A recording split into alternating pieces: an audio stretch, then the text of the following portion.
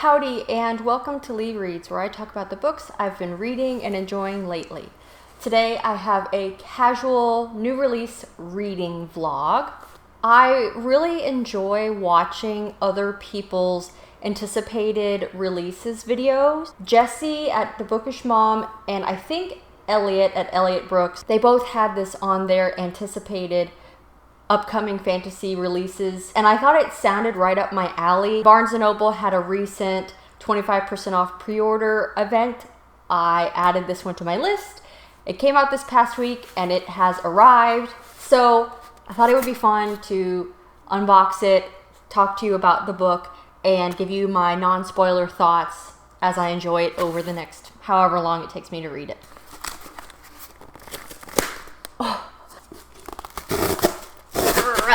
Okay. The book is One Dark Window. Elspeth Spindle needs more than luck to stay safe in the eerie, mist-locked kingdom of Blunder. She needs a monster. She calls him the Nightmare, an ancient, mercurial spirit trapped in her head. He protects her. He keeps her secrets. But nothing comes for free, especially magic. When Elspeth meets a mysterious highwayman on the forest road, her life takes a drastic turn. Thrust into a world of shadow and deception, she joins a dangerous quest to cure Blunder of the dark magic infecting it.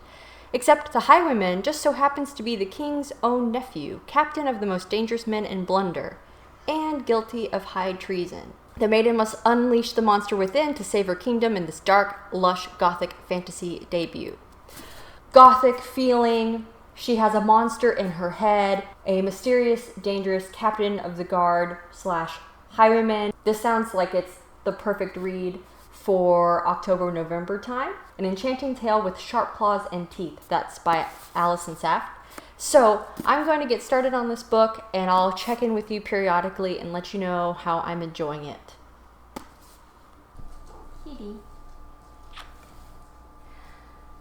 Hello. Last night I read up through the end of part 1, which is about 1/3 of the way through the book, and I recorded my thoughts, but then thinking back on them I realized they were probably way too spoilery, and I went into the weeds a little bit too much with how the magic system works, so I wanted to start over. The main character's name is Elspeth Spindle. When she was 9, she was infected with this fever. It makes people develop magic as a side effect. And in the setup, in the world building, that is a very bad thing, and these people are hunted down and sent to the dungeons, and no one knows what happens to them. She was able to escape being captured, and as far as she's aware, she's never actually developed any magical symptoms and has kind of lived with her aunt on the down low ever since. But that's not her only secret. She at the same age touched a magical artifact, and ever since then there has been what she calls the Nightmare, a monster, this personality living in her head.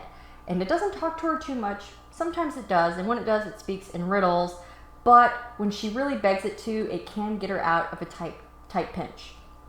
Now she is 20 years old and runs headlong into the one person who figures out some of her most deeply held secrets, the captain of the Destriers, the ones who are tasked with rounding up infected people. But he strikes a deal with her. If she will help him accomplish this pretty dangerous, really traitorous mission that he and his collaborators have in mind, it should result in a cure for the disease, and he will share that with her. Most importantly, if she keeps his secrets for what he's up to, he'll keep her secrets. But the thing is, he doesn't know all of hers. Nobody knows about the Nightmare in her head. That's all I'll say so far.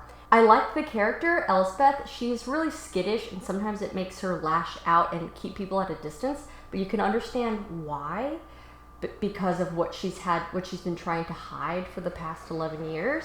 And we've been introduced to some really interesting secondary characters that I really want to know more about, and I have a lot of questions.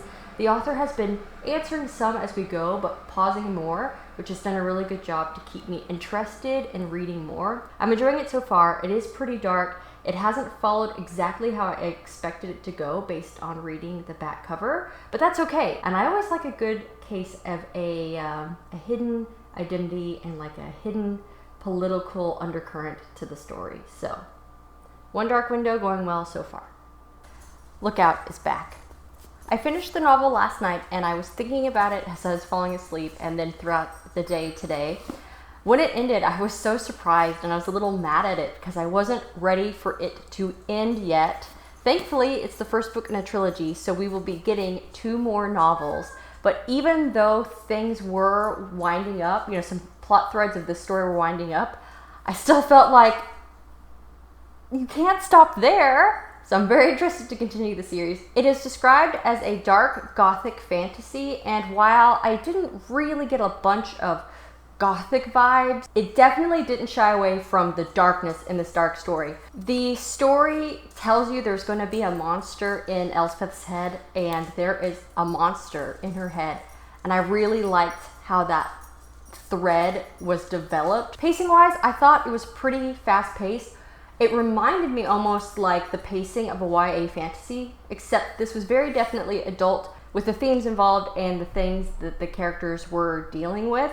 If you do enjoy a faster paced fantasy, you will find that in One Dark Window. The addition of the magical elements were what set this novel apart. How well thought out the magical system was. It's reliant upon magical artifacts, and using those artifacts has a cost that you can see, and I really enjoy it when magic comes with a cost. So that part is really well outlined and almost like a hard magic system, but there's a backdrop of sort of a soft magic, sort of mythical power that's affecting things in the background, that these magical artifacts are drawing their power and their ability to influence others from. How that is woven throughout the story, I really liked. There were a couple minor things in the plot that made me raise my eyebrows a little bit as far as how feasible I truly thought that was. But I was willing to excuse it because I was having a good time.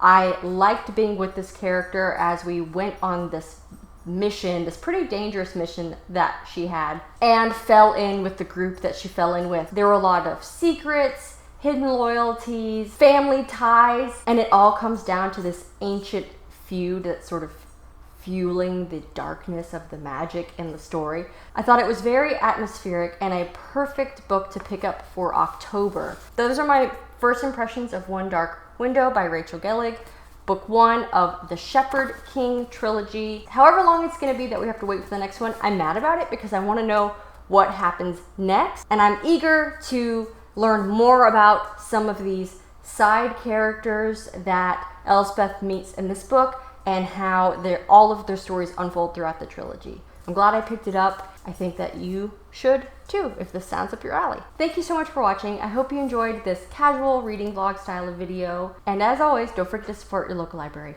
Thanks.